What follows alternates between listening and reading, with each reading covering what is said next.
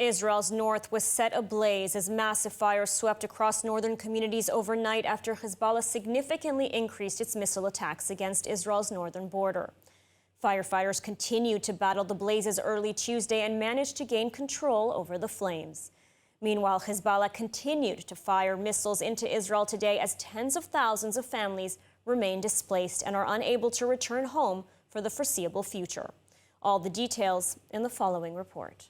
Entire areas of northern Israel were set ablaze Monday by missiles fired from Lebanon by the Iranian terror proxy group Hezbollah. Firefighters and rescue teams continued battling the blazes on Tuesday after deploying some 30 firefighting teams to the area and managed, for the most part, to get them under control. A heat wave and dry weather made the fires harder to contain. According to the Israel Parks Authority, the fires covered hundreds of acres of land. Video footage released by Israel's fire and rescue agency showed a massive fire raging in the forest near the northern city of Kiryat Shmona as citizens were evacuated from their homes. כיום אנחנו עובדים מעל 14 שעות ברציפות בכל השרפות שהיו באזור ברכס רמים בקריית שמונה.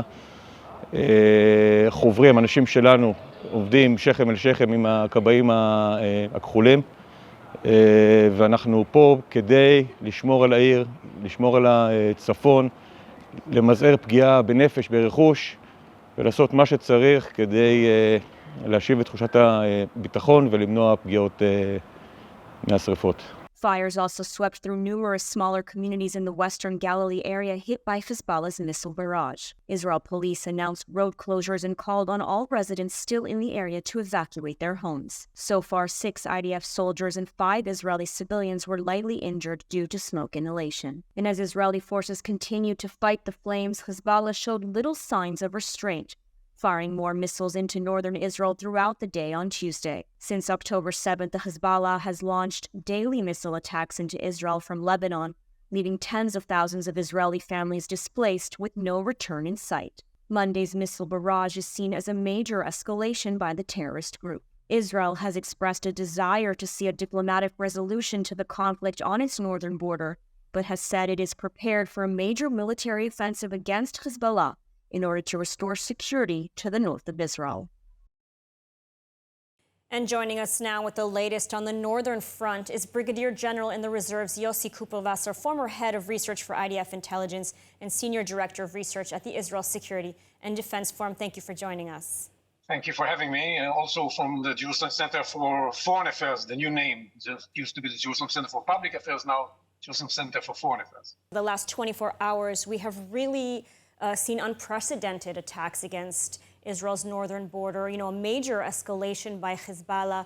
Why now? What brought on this attack? Well, I think there are 2 reasons for the escalation. One is that Israel also charged a heavy price for Hezbollah in the last couple of days.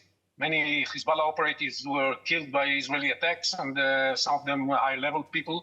So there was a pain that Hezbollah suffers, and they want to retaliate. And secondly,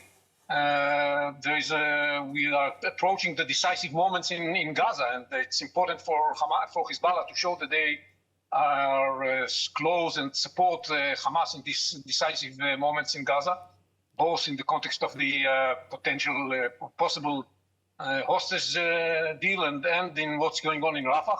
They were very adamant to make it clear that they are not going to allow Israel to operate in Rafah. Now Israel is widening the operation over there. And it's very important for them to send a message to Israel: if you are going to invest much in Rafah, it's going to be on the expense of what's happening in the north. We are trying to charge you with this price. That said, I would like to clarify that it's not an uncontrolled escalation. They still focus on the north. They're a little bit more than before, wider areas, but they still focus on the north, still doing the things that they consider to be controlled escalation and not uncontrolled escalation. That's very important for them because there's a lot of pressure on Hezbollah from inside Lebanon, because the people of Lebanon are worried that this is going to bring about an Israeli wide-scale retaliation that would make Lebanon suffer, and not only Hezbollah. Mm-hmm. And that's why they have to make sure that they are in control of how far they go. Mm-hmm. And Yet the fires seen raging in Israel's northern communities has brought many Israelis to understand sort of just how dire the situation is on its northern border. Daily missile attacks, tens of thousands still displaced. I mean, this clearly is a situation that no sovereign nation could accept. So what should Israel's next move be? I mean, how can it restore calm to the north? First of all, basically, I think what Hezbollah is trying to accomplish is to put pressure on Israel to put less efforts in Gaza. And we have to be very careful not to fall in Hezbollah's trap. And that's what is necessary to take place now. Of course, it's the more pressure they put on in the north, it requires a heavier retaliation by Israel, more higher prices paid by Hezbollah for what they're doing. And I think that the cabinet understands that we have to reassess the policy we have adopted until now of limiting the kind of retaliation we carry out in the north for what Hezbollah is doing. And that's why the cabinet is sitting as we speak in order to find out how far more should we go. We should go a little bit farther, but I think that we shouldn't fall in the Hezbollah trap and do it on the expense of our commitment to win the war in Gaza. Mm-hmm. The most important thing to remember is that if we win the war in Gaza, this is going to be the best message to Hezbollah that they are next in line. And if they don't want to suffer what Hamas and their supporters suffer in Gaza, they would rather scale down their activities, their terror activities, and be more ready to accept the diplomatic solution that is presented to them and to Israel by the United States and a little bit by France as well, so that the people of the northern part of Israel will be able to go back to their communities and feel safer. That's in my mind the order of priorities. First, let's win the war in Gaza. Absolutely. Win the war in Gaza is the ultimate goal, and of course to bring the hostages back home. Brigadier General in the Reserves, Yossi Kuplavassel, thank you so much for your analysis today. Thank you. And moving on to the Gaza war on day 242. As the IDF continues its military operations in Gaza, all eyes are on a potential hostages deal. The United States is seeking to advance a UN security resolution for the release of the hostages and an end to the war, though Hamas has yet to issue a response to the proposed deal. And meanwhile, the IDF announced the death of 4 more Israeli hostages murdered in captivity by Hamas. The details in the following report. The United States has urged the United Nations Security Council to adopt a resolution that backs the proposal outlined by U.S. President Joe Biden to end the conflict between Israel and Hamas and see the release of the remaining hostages. The draft calls on Hamas to accept the proposed deal and fully implement its terms. It also stresses the importance of both parties sticking to the terms of the deal to bring a permanent end to the war. On Friday, Biden laid out a 3-phase plan for a ceasefire in Gaza, which he said was developed with Israel. According to reports, the plan received an initial positive reaction from the terrorist group, though Hamas has not formally accepted the terms of the proposal. In terms of where it stands, it was submitted to Hamas on Thursday night. We have yet to hear a response. We obviously saw the statement that they put out, I think it was on Friday, but we haven't gotten a response back from them. Israel, in turn, has said it will not accept any proposal that does not see the removal of Hamas from power in Gaza. אנחנו פועלים באין ספור דרכים כדי להחזיר את החטופים שלנו. אני חושב עליהם כל הזמן. אני חושב עליהן כל הזמן.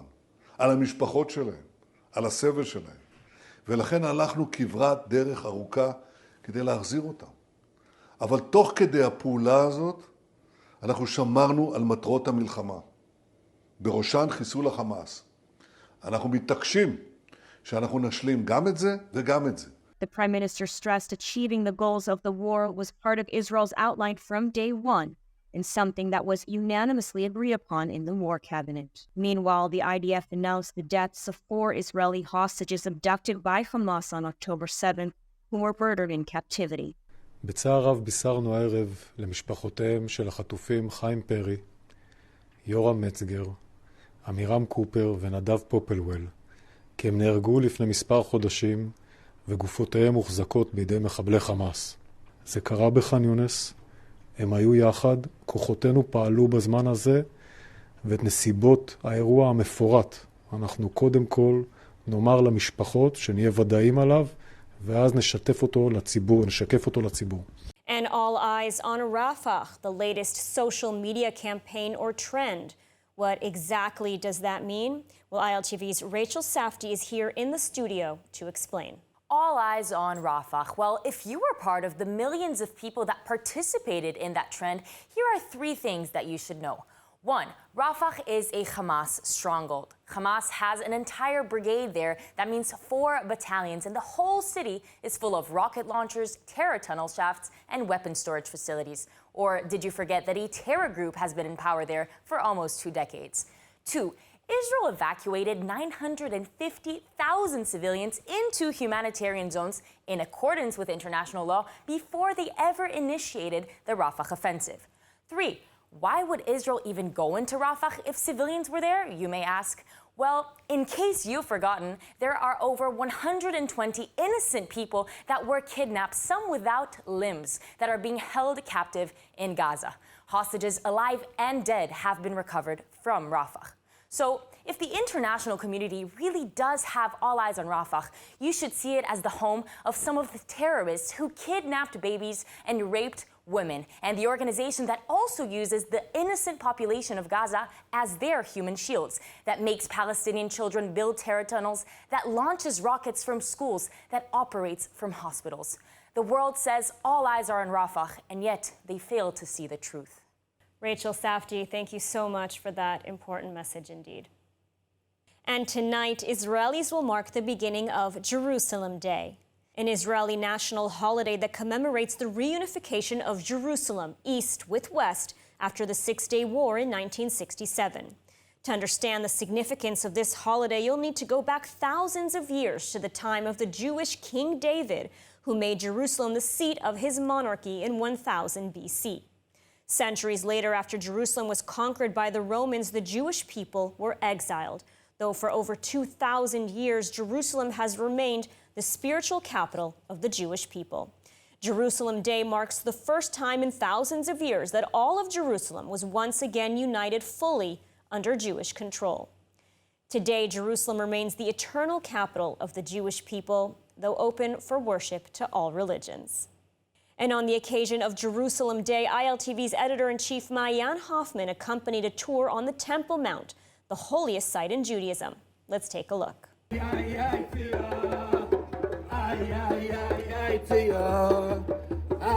Standing here, getting ready to go up onto the Temple Mount in celebration of Holy Jerusalem Day. Jerusalem Day is the day that we mark reunification of the east and the west parts of the Holy City.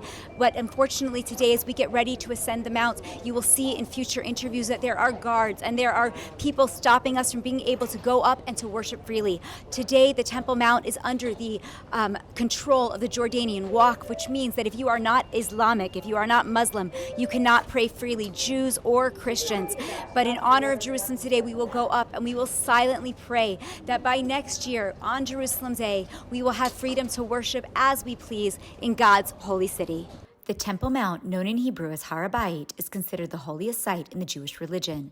It is here that Jews believe that the first and second temple stood, and that, one day, a third temple will be erected. In honor of the 57th anniversary of the reunification of Jerusalem, a group of Christians and Jews from over 20 nations marched through the streets of the city and onto the Temple Mount this week in a show of solidarity with the Jewish state and its people. The march, which included flags and music, was organized by former Knesset member Yehuda Glick. The Temple Mount is contested. Most people are not able to go up on a regular basis. Jews can't pray, Christians can't pray. How do you believe what you're doing today is going to make any kind of difference? When I started going up to Temple Mount 40 years ago, they allowed us to go in there one at a time and we're not allowed to move our lips.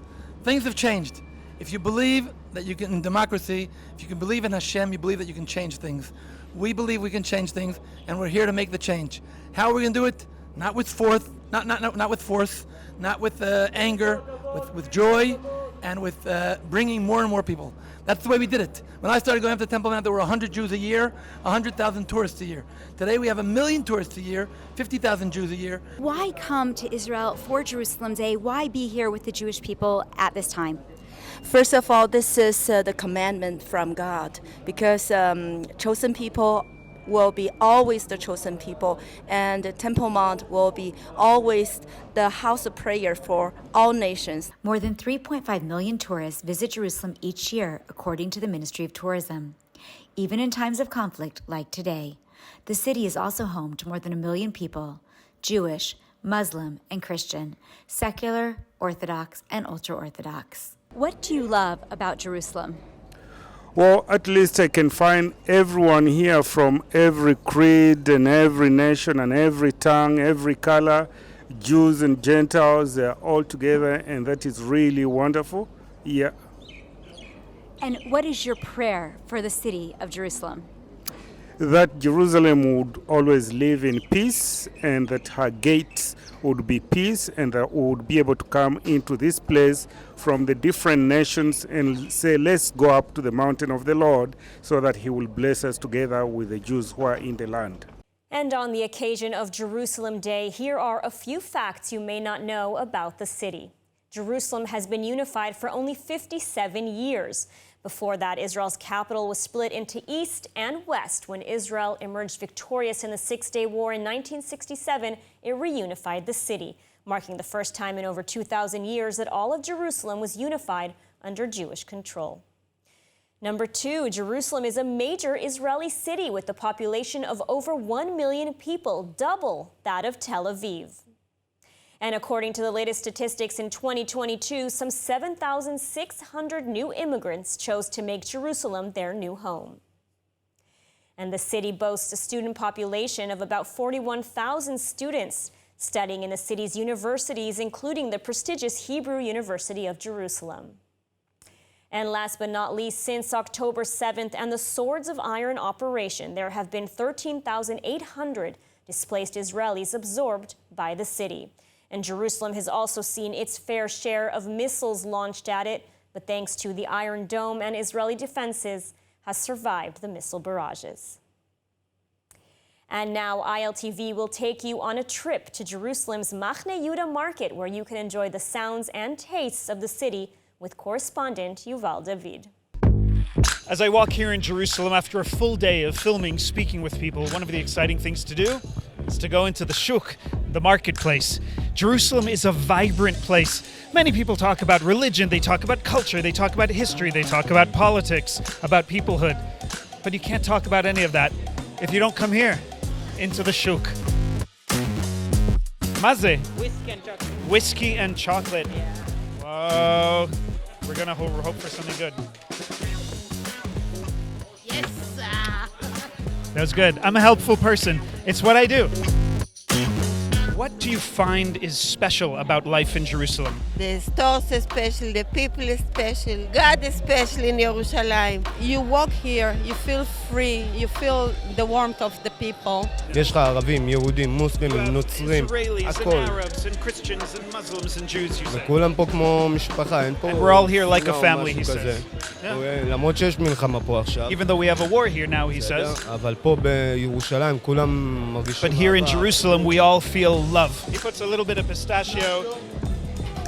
Coconut, halva. Why should people come here and eat this amazing, delectable treat? למה? כי אני מכין את זה, אבא, הצבעות שלי חימה. He says the reason you should come and eat here is because his own fingers make it.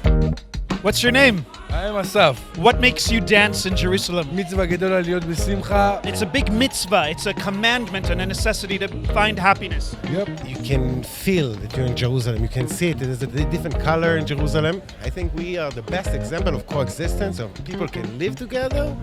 Just take away the politicians from us. For the lives of the soldiers, for the lives of the hostages, for all of Israel. V'maitcha?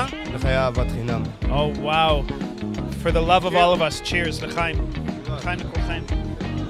Life in Jerusalem is vibrant. The culture, the religion, the history, the politics, but also just the nightlife, the day life. There's so much to see and do here in the city. I suggest you come to Jerusalem, come to Israel, see it for yourself, for all of its wonder, for all of its complexity, and for the greatness.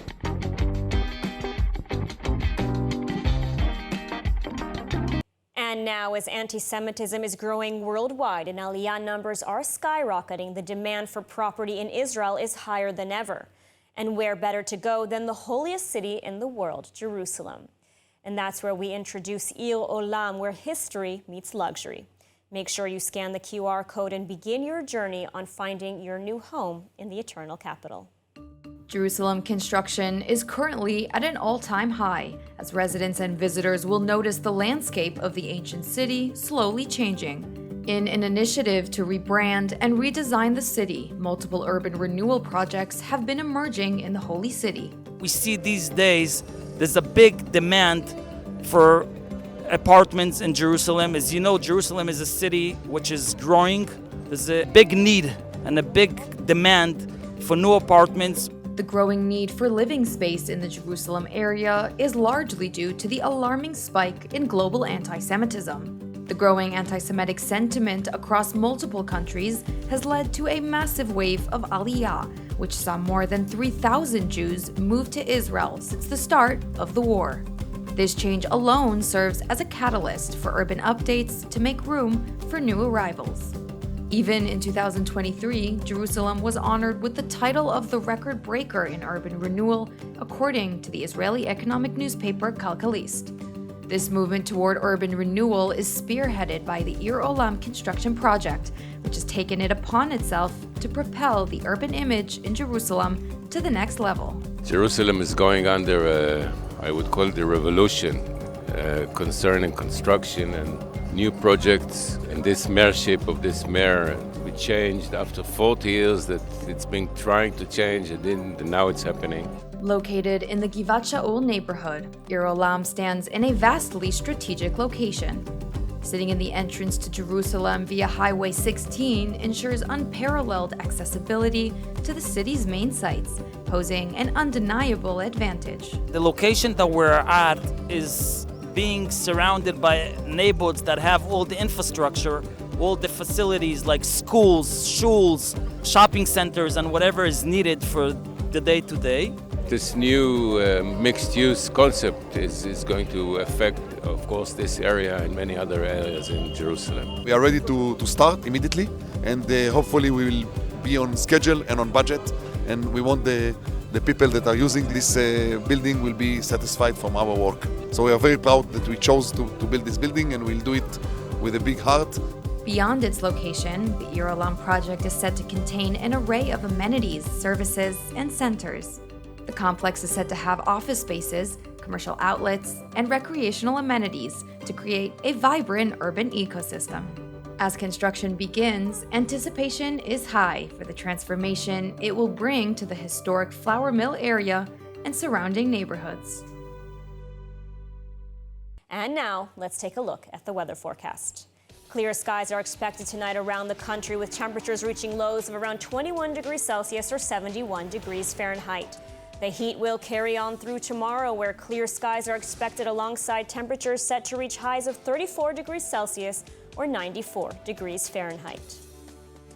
And that's all for today's news. For more updates from Israel on all your devices, check out our ILTV channel, subscribe to our ILTV newsletter, and don't forget to check out our new and improved website, ILTV.tv, with all the latest news from the heart of the State of Israel. I'm Ladar Grave Lazi. Be well, stay safe, and thank you so much for watching.